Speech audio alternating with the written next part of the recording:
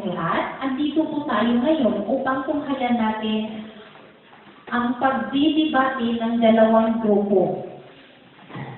Ang paksa na kanilang ipinaglalaban ay alin ang may mas kalidad na edukasyon, pribadong paaralan o pampublikong paaralan.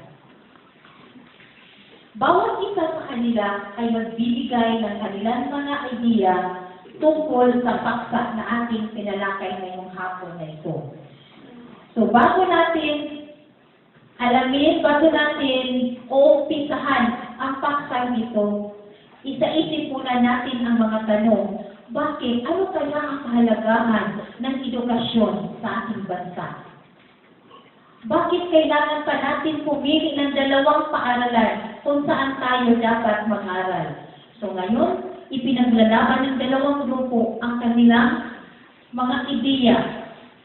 Meron tayong dalawang grupo, ang pampublikong paaralan at pribadong paaralan. So bago natin ito umpisahan, bigyan natin ng pagkakataon ng bawat grupo upang ipakilala ang kanilang sarili. Magandang hapon sa inyong lahat. Ako ay nandito sa inyong harapan upang ipakilala ang aking mga kagrupo. Ako si Almera Emateon, ang leader ng grupong ito. At si Regan Carolyn Isasari naman ang assistant leader. At ang aming mga miyembro ay sina Rina Marisang Ibanez, Kayla Berrielso, Benrayan Rinconada, at si Nina Grace Visita. Kami ang grupo na pinamamagasan tagapagtanggol ng pampublikong paaralan. Maraming salamat.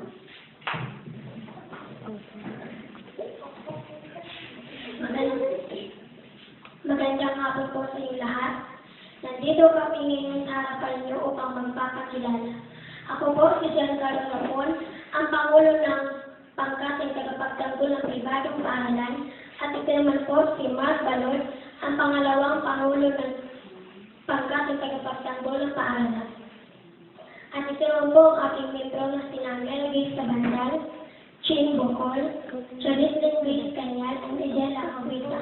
Kami po ang Pangkateng Tagapagtanggol ng Pribadong Paaralan. Maraming salamat. Maraming salamat mga debator sa inyong pagpapakilala sa inyong sarili. So, bago natin ito umpisahan, ibibigay ko po yung mga roles na dapat natin isa-isip. Una, lahat kayo ay magbibigay ng kanya-kanyang opinyon. Bibigyan kayo ng pagkakataon ng bawat isa sa inyo na maipahayag ang sarili ninyong opinyon. 3 hanggang 5 minuto yung ibibigay sa inyo para magsalita. Pangalawa, kailangan ang unang speaker, yung unang tagapagsalita ng affirmative or positibong team, ang unang magsalita bago yung negatibong o yung sa kabilang grupo. Hanggang lahat kayo ay makapagsalita. Pagkatapos, bibigyan ko kayo ng 5 minuto para magkaroon ng group, para maano ninyo kung ano yung dapat ninyong gawin sa mga ideya ng bawat grupo na ipinahayag para sa rebuttal. Okay, umpisahan natin ito sa unang grupo. Sa ating palagay, ang pampublikong paaralan ang may mas kalidad na edukasyon dahil kahit hindi kompleto ang aming mga kagamitan sa paaralan, basta nakakapag-aral kami ng mabuti at dahil dito kami nag-aral dahil mababait ang mga guro, tinuturuan ang mga bata ng maayos at hindi masyado mahal ang bayan. Kaya dito kami pinapaaral ng aming mga magulang dahil kaya nilang tustusan ang mga gastos dito at tinuturuan ang mga bata ng mabuting asal. Sa aking palagay, ang pribadong paaralan ang may mas kalidad na edukasyon dahil kompleto ang kanilang kagamitan at marami kang matutunan doon. Samantalang sa pribadong paaralan na isang problemang hinaharap ng mga estudyante at kanilang mga magulang dahil kapos ang silid-aralan. Sa aking palagay, ang pampublikong paaralan ang mas may kalidad sa edukasyon dahil mura ng bayarin at kaya pagsisan ng aking mga magulang. At kahit na nandun kami nag-aaral, meron pa rin kami maganda na tutunan. Kaya ngayon, ipinagmamalaki ko ang pampublikong paaralan dahil dito ako nag-aaral at pati-patay rin ang pagkiling ng mga guro sa amin. Walang mayaman at wala namang mahirap. At kahit pa paano, marami namang nakapagtapos sa pag-aaral kahit doon sila nag-aaral sa pampublikong paaralan. At ngayon, isa na rin silang mabuting guro ng pampublikong paaralan. Aking palagay, ang pribadong paaralan ang mas may kalidad na edukasyon. Dahil maganda ito, at saka ito rin ang napili ko kahit maraming gastusin. Dahil maraming aktibidad na nakakatulong sa pag-aaral ng mga bata. At saka nagdidisiplina ang mga bata doon. At saka marunong silang lahat bumasa. Samantala sa pagpublikong paaralan, marunong ang bumasa yung iba, pero yung iba naman ay hindi. Sa aking palagay, ang pampublikong paaralan ang may mas kalidad na pag-aaral dahil dito ako nag-aaral at para sa akin, mas magandang mag-aral sa pampublikong paaralan dahil di gaano mahal ang tuition fee at project na hinihingi ng mga guro. At di pinipilit ang mga mag-aaral na magsuot ng uniform bago pumupunta ng paaralan. At kahit pampubliko lang, magaling na magturo ang mga guro nito. At marami na nakapag-aral sa pampublikong paaralan na nakapagtapos ng pag-aaral at naging guro at naging magaling sa siyensya. Sa aking palagay, ang pribadong paaralan ang mas may kalidad na edukasyon dahil ang pribadong paaralan kahit mamahalin ang gastusin pero marami ka rin matutunan na leksyon. Dito sa pribadong paaralan, ang lahat ng mga estudyante ay naka-uniforme at tuwing oras ng klase ay hindi sila mag-iingay. At dito naman sa pampublikong paaralan, kung didisiplinahin ng mga guro ang estudyante, ang iba ay sumunod, ang iba naman ay sumuway. At kung makatapos ka sa iyong pag-aaral, ay makadating ka sa pulis. Sa aking palagay, ang pampublikong paaralan ang may kalidad at edukasyon dahil mura lang ang tuition fee at hindi mapili sa mga kagawisan at hindi kami pinakahirapan sa mga bilihing projects at tinutuluan din kami ng mabuti ng aming loan.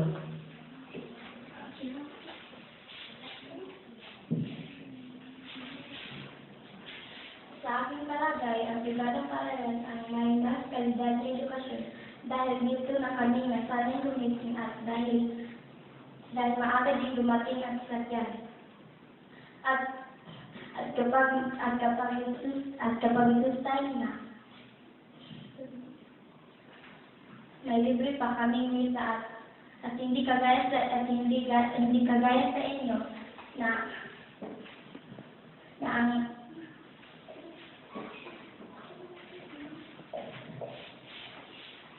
Okay. Bawat isa sa inyo ay nagpapahayag na kanilang ideya. So ngayon, ito yung tanong ko. Sangayon ba kayo sa ideya na ipinapahayag ng grupo, bawat grupo, o ng pampublikong paaralan o pribadong paaralan? Uulitin ko. Sangayon ba kayo sa mga opinyon ng bawat grupo na ang may mas kalidad na edukasyon ay pampublikong paaralan? Sangayon ba ito? O di kaya dito, ang may mas kalidad na edukasyon ay pribadong paaralan? Hindi. Dahil ang pampribadong paaralan ay mga mayayaman lamang ang pwedeng makapag-aral doon. At samantala, dito sa pampublikong paaralan ay oo, mahihirap lamang pero makakapagtapos ka rin ng pag-aaral kapag sisikapan mo ang mga itinuturo ng mga guro. At sa pribadong paaralan naman, ay maraming gastusin doon. Maitanong ko lang nga sa inyo, bakit ba gusto talaga ninyo sa pribadong paaralan? Samantala naman, meron namang mga legislation fee dito sa pampublikong paaralan. Diyan ba kayo maghihirap sa pribadong paaralan? Dito na lang kayo lumipat sa pampublikong paaralan. Dahil dyan sa pribadong paaralan, ay mahihirapan lamang kayo sa inyong mga gastos. At kapag nabagsak kayo sa inyong pagsusulit, dyan rin mababawi ang inyong mga pera. At nagsasayang na kayo ng oras ninyo at mga pera kapag kayo ay bumagsak sa pagsusulit.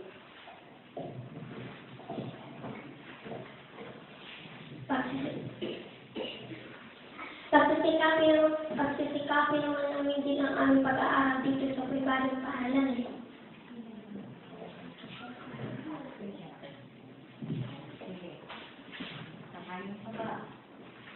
Hindi. Dahil kahit mayaman ang nag-aaral sa pribadong paaralan, yung iba naman, binabayaran lang nila yung guro nila para makapagtapos sila ng pag-aaral. Hindi, dahil hindi madali ka lang matuto at hindi kumpleto ang kagamitan at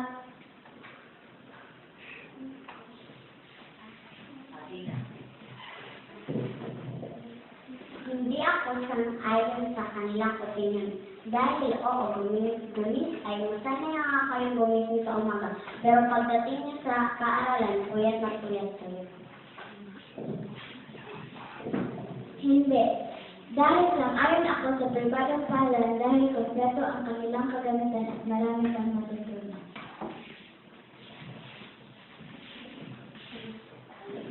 At bakit? Dito ba sa pampublikong paaralan wala pa kayo natutunan? Oo, meron. Pero kami din naman meron. Pero sobra pa sa pinag-aralan ninyo.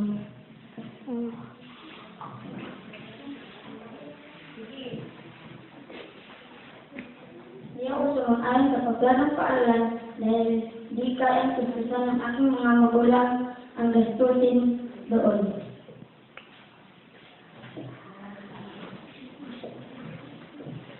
Sang-ayon ako sa pribadong paaralan kahit mamahalin ang gastusin pero marami ka rin matutunan na leksyon at kompleto ang mga gamit doon tulad ng computer at iba pa. Hindi ako sang-ayon sa pribadong paaralan dahil matataas ang tuition at mga sosyal ang kagamitan nila na di kayang abutin ng aming mga magulang at sa pag-tutor na di kayang bayaran ng aming magulang.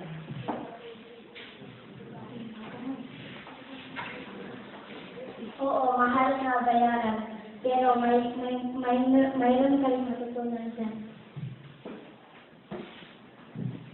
Sa palagay kaya ninyo, maaari ninyong sabihin sa akin ngayon dito kung bakit ang may mas kalidad na edukasyon ay ang pribadong paaralan o pampublikong paaralan. Kaya ko masasabi dito na ang may mas kalidad na edukasyon ay pampublikong paaralan dahil simple lang at walang gastusin at hindi ka pinaghihirap ng mga guro nito. Kapag hindi ka marunong, tuturuan ka nila ng walang bayan-bayan. Samantala, sa pribadong paaralan, magsusutor pa at babayaran pa ninyo ang mga gurong magtuturo sa inyo ng pag-aaral. Saka dito rin sa pampublikong paaralan, kahit na hindi kumpleto ang mga gamit, basta nakakapag-aral kami. Diyan ba sa pribadong paaralan, diyan kayo nag-aaral dahil kumpleto ang mga gamit? Sayang din naman kapag yan lang ang habol ninyo at hindi kayo magtsatsagang mag-aral.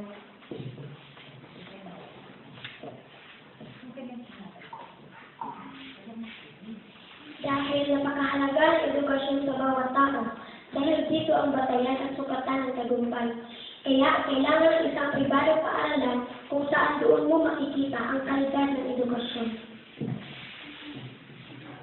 Paglalaban ko ang pampublikong paaralan. Dahil kahit hindi kumpleto ang aming mga gamit, nakakapag-aral pa rin kami ng mabuti. At kung makakapagtapos mo ng mga pag-aaral, pagmamalaki ko na kaya ako naging ganito kung hindi dahil sa pampublikong paaralan. At hindi ko rin yun makukuha kung hindi dahil sa gobyerno, kasi sila ang nagbigay sa amin ng paaralan. Kaya nagpapasalamat talaga kami sa gobyerno.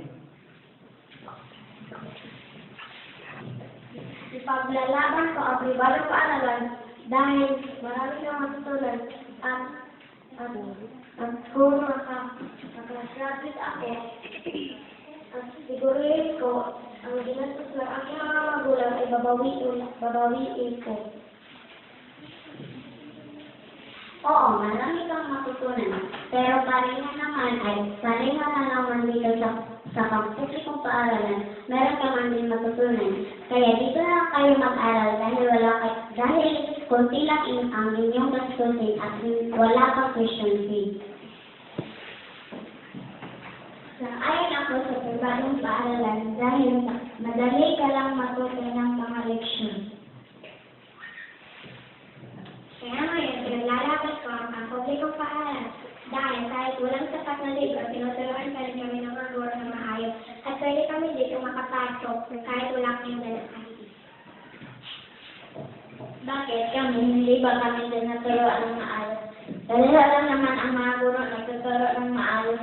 At kaya, dahil nandyan kayo sa pampublikong paaralan,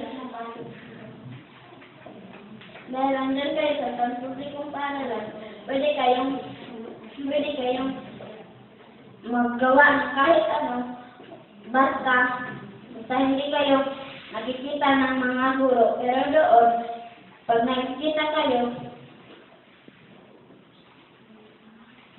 papagalitan agad kayo at baka kayo na ano sa sesitan.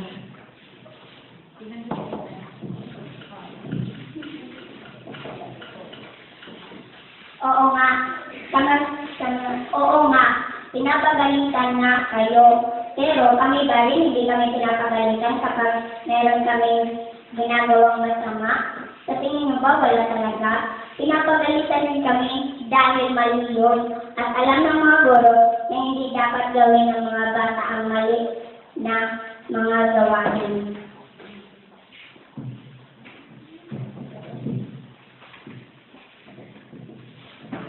Pinapagalitan naman lahat tayo dahil mali ang ating ginagawa sa paaralan.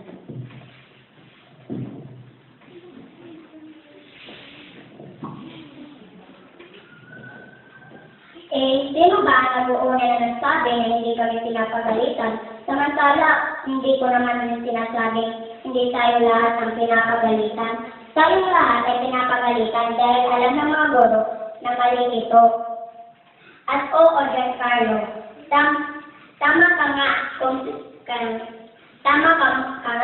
dahil mahalaga sa bawat tao ang edukasyon. Kaya nga itinatayo itong pampublikong paaralan dahil alam ng mga gobyerno na mahalaga ang edukasyon sa bawat tao. Dahil alam nila ito na simple lang at walang maraming gastusin. At kahit na ganoon, walang gastusin nga, nakakapag-aral lang din naman kami. At saka, maghirap pa ba kami? Ulitin ko yun, no? Maghirap pa ba kami? Meron namang libre dito. Saka hindi na mag-tutor ng mga guro at hindi na namin babayaran kapag tuturuan kami ng mga guro. Ano sagot mo? Kung hirap ba daw sila? Sige, dyan tayo.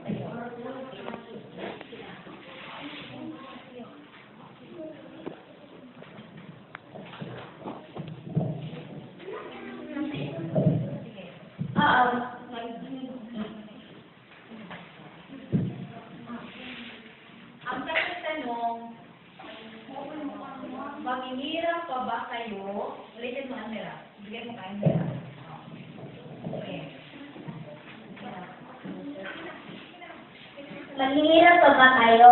Samantala, pinatayo na itong pampublikong paaralan dahil dito libre lang at alam ng mga gobyerno na kayang tutusan ito ng mga tao. Meron naman daw libreng edukasyon, sabi ni Almera. At bakit maghihirap pa daw kayo ng pag-aaral ng pribadong paaralan? Oo, mahirap nga kami, pero wala kang magagawa dahil dyan kami nag-aaral. Oo, wala kami magagawa. Paano ba? Meron pa ba kami talagang magagawa? Eh, samantala, hindi rin naman kayo ang gumagawa. Ang mga magulang hindi rin naman nga ang gumagawa. At kayo, nagpapahirap na kayo sa mga magulang ninyo. Samantala, kami, hindi namin pinapahirapan ng mga magulang namin. Dahil kayo, maagang dadating yung sasakyan. Ano ba ang magagawa ninyo doon? Baka kapag gabi, hindi kayo mas makakatulong agad dahil marami kayong gagawin ng mga proyekto. Saka dito sa amin, kahit hindi na kayo matulog halos, makakagising pa rin kami. Dahil alas 7 pa rin ng umaga yung time namin at hindi kami, at pinapapasok pa rin kami kahit alas 7:30 na. Kayo dyan, hindi di ba? Alas 6 pa lang nga, mas meron na yung sasakyan. Baka pag-abutin nyo sa paaralan, puyat na puyat pa rin kayo. Samantala dito sa amin, okay lang. Saka kahit na matutulog kami, hindi kami papabalikan basta wala na kami trabaho pang iba. Oo, pero hindi nyo alam kung ano ang ginagawa ng inyong mga magulang at hindi nyo alam ang magulang ninyo hirap na para sa inyo, lumipat na lang kayo sa pagpublikong paaralan para hindi kayo mahirap at kaya naman tutusan ng inyong mga magulang ang gastusin dito dahil hindi masyado ang bayarin at tuturuan pa kayo ng mabuting leksyon. Lahat naman tayo, di ba, tinuturuan ng guro ng mabuti? Sabi niya na mahirap na kami magulang. Kung makatapos ako ng pag-aaral, sigurihin ko ang ginastos ng aking mga magulang, babawiin ko. Sabi ba namin na yung guro sa pribadong paaralan ay hindi marunong magturo? Oo, tinuturuan na tayo ng mabuti. Pero ang iba sa pribadong paaralan, hindi nila tinutupad ang sinasabi ng sinasabi ng kanilang guro. Kaya po ito sinasabi dahil nakaaral na ako sa pribadong paaralan at oo, tinuturuan ang mga bata ng mabuting asal, pero ang iba nanunokso, hindi tinutupad ang sinasabi ng guro. Oo, yung iba nga, sinusulat sa mga guro. Pero kami, hindi kami katulad dyan dahil nag-aaral kami ng mabuti. Bakit kanina, ang sabi ni Chabisley, samantala raw dito sa pampublikong paaralan, tumutuwa ng iba. Pareho rin naman pala, tumutuwa yung iba. At saka hindi rin naman pinipilit ng mga guro kung hindi susunod sa usos nila. At tayong lahat, oo, merong kasubuan ng ating mga guro na sinusuway natin. Kahit nga ako, meron akong sinusuway dahil alam ko na ang utos na iyon ay hindi pa dapat sa akin dahil mabigat pa, ganyan yung naisip ko. Samantala, pwede rin naman yung gawin ng mga matatandang estudyante. At lahat din naman tayo sumusuway. Kayo ba? Hindi ba kayo sumusuway?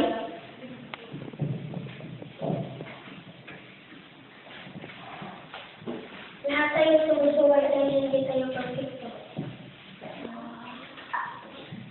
Oo, lahat na tayo sumusuway. Pero ang iba sumusuway rin dahil hindi nila gusto mag-aral kaya ginagawa nila ng ganyan. Oo, ginagawa nila ng ganyan. Pero kahit anong sabihin nyo, mag-aaral pa rin kami ng mabuti dahil gusto namin dyan kami makapagtapos ng pag-aaral. Gusto nga ninyo dyan kayo magtatapos ng pag-aaral. Paano naman kapag hindi na talaga kaya ng inyong mga magulang? Papatayin mo ba ang mga magulang magulang ninyo sa mga gawain? Hindi, tutulong na lang kami kahit maagang dumating ang sasakyan. Oo. Ay, paano kayo makatulong sa pamilya ay sa mga magulang ninyo na mabilis dumating ang sasakyan? Eh, sabihin niyo, tumutulong na rin kayo sa mga magulang ninyo kahit mabilis dumating ang sasakyan. Pero sa totoo lang, hindi na talaga kayo makapagtulong sa inyong mga magulang dahil may gagawin pa kayo, then mabilis pa rin dumating ang sasakyan. Kaya lumipat na lang kayo sa publikong paaralan dahil kahit late kayo, pwede naman din kayo makapasok sa paaralan. Oo, kahit late nga, pwede makapasok pero pinapagalitan pa rin. May nakita ka bang pinapagalitan? Oo nga, pinapagalitan. Kasi lampas na talaga sa oras. Samantala sa inyo, kahit hindi lampas sa oras, pinapagalitan na. Tsaka, tama si Rina, ano pa bang magagawa ninyo sa inyong bahay kapag umaga? Eh, maaga rin namang papasok maaga rin namang darating ang sasakyan. Ang iba na dyan, may nakikita akong kahit nandoon na sa sasakyan, inuutosan pa mismo ang kanyang ina na kunin yung ID, wala pa siyang tubig, wala pa siyang baon, kaya yan, mukhang yaya na ninyo ang inyong mga magulang. Hindi naman dapat sila pa nga ang nag-anak sa atin, sila na rin ang magyayaya kahit matanda na tayo. Yan ang sinasabi ninyo, hindi nahihirap ang mga magulang. Mismo masal, meron nakarinig siya ng gano'n. Pero, mali pa rin kayo na hindi hirap na ang inyong magulang. Pero, pag alis mo ninyo sa bahay, hirap ang inyong mga magulang dahil hindi sila kompleto sa pagtulog nila. Okay, ulitin ko ang tanong. Ano ba yung makukuha ninyong mahalagang ideya kung bakit gusto ninyo yung publikong paaralan o pribadong paaralan? Sa palagay ninyo, saan dyan yung mas may kalidad na edukasyon? Alam ba ninyo kung ano yung kalidad na edukasyon? Yung quality education, kung saan tayo naging professional. O sa palagay ninyo, kasi kadalasan yung sa inyo about the parents, how about, ano pa yung dapat ninyo sa kalidad ng edukasyon na dapat natin makuha sa isang pribadong paaralan ba or pang-publiko paaralan?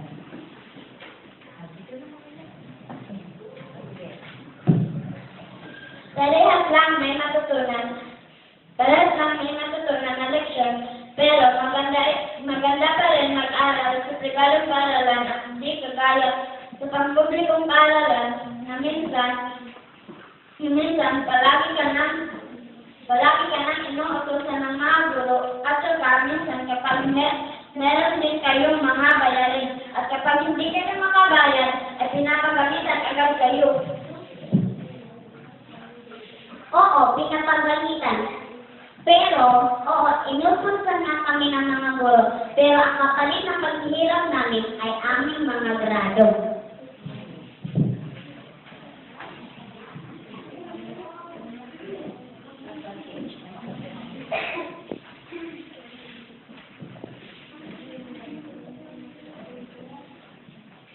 Doon naman sa pribadong paaralan ay hindi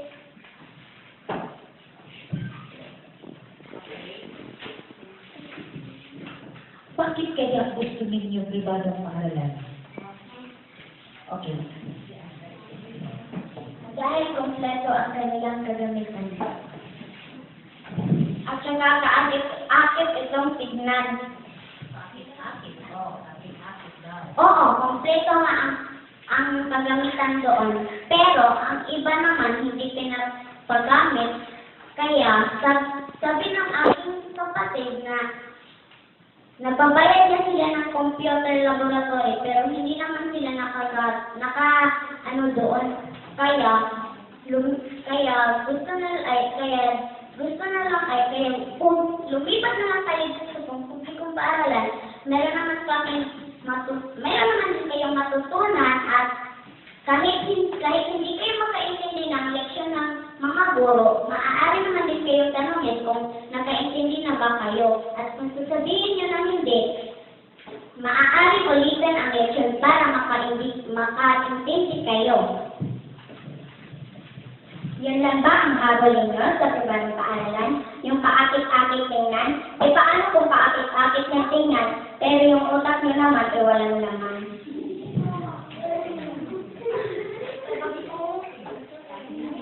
Pero ang utak ninyo walang laman. So, Talaga ba walang naman? Meron kaya dahil nag-aaral kami at hindi kami naglalaro kung kahit saan-saan. Oo, meron ang laman, pero ang iba wala. At pagdating sa bahay, hindi sila nagtatrabaho, ang kanilang mga magulang ang inuutosan. At wala naman din kayong makukuha at paglaki ninyo, kung palagi